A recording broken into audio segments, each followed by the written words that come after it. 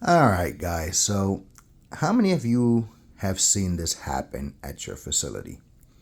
You have a device that can be fully disassembled that should not be disassembled. And then you're trying to figure out how to put the thing back together. First and foremost, I will say that items like this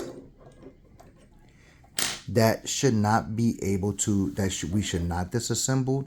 I honestly feel that we should not be capable of disassembling these devices like this. There should be a way to prevent it from disassembling, some kind of lock mechanism or some kind of punch to stop it from doing. But this one here, obviously you can disassemble. I've seen this quite a few times at different facilities.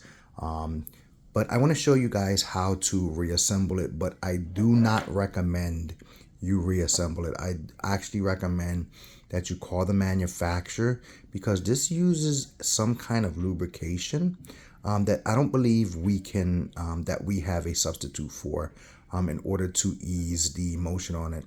I don't have the IFUs right in front of me, so I'm not sure if this is something that we can lubricate or need to lubricate during the process.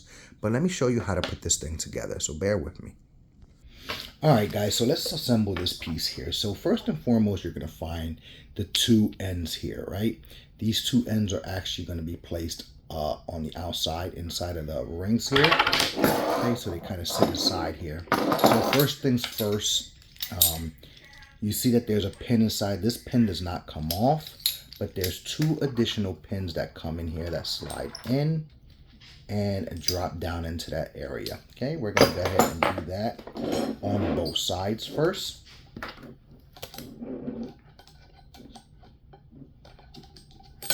Okay, so we have that in place there. All right, now we're going to go ahead and assemble our pieces. Now you have these little wings. They look like almost Batman wings almost, with a little notch on the side, but there's also, they're cut on a slant.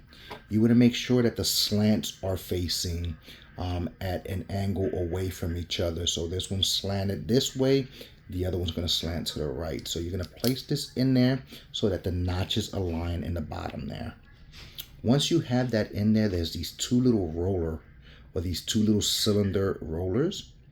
You're going to go ahead and place these in those angled notches. They're not going to be flush, but they're just going to kind of be suspended in there. So we're going to go ahead and do that one and do the same thing on the other side. Angles face away from each other. Notch lines up in the bottom. And then we're going to go ahead and put these little cylinders in place. Okay, there is a washer. We'll use that for later. A screw and a wing nut. All right, so the hardest part here, if you see that little pin moves up and down, that pin has to be in the bottom position. So the hardest part is placing this little wheel into that notch without making that pin go up. There's no way to lock that pin in place. So you're going to kind of hold this bottom piece here with the rollers flat, because you can't angle it. So you're going to actually lay this on an angle, trying to line up the notches, and then place the piece in. The piece should be pretty flush. It's going to come out a little bit. If it's too far out, it's not set right. So once we get here, we're going to flip this upside down and lay that flat out the way. Okay, the hardest part to do is the one with the large retractor arm or the bar, because it's heavy. So again, that pin goes up and down. We're going to go ahead and lay this flat as much as we can. We're going to do this exact same thing to this side, and hopefully it'll be an easy insertion. Sometimes it is not. All right, that was nice, easy peasy, and we're going to flip it upside down and do the same thing. Now, I will note that, see that little notch right there on that little ring piece? Okay, that little notch serves a purpose, because there is a screw that has this bolt has a little screw on there. That screw falls into that notch. So let me show you how that's going to look.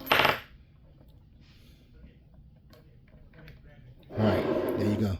See how it falls flush on there? If it doesn't fall flush, it'll be just like that. So we're going to turn it until it falls flush. All right, so now that we have this like this, bolt faces out, and we're going to do the exact same thing on the other side, but we're going to go ahead, put this washer here. Then we're going to grab the piece that we had flipped, and we're going to flip it upside down. Being careful not to drop it.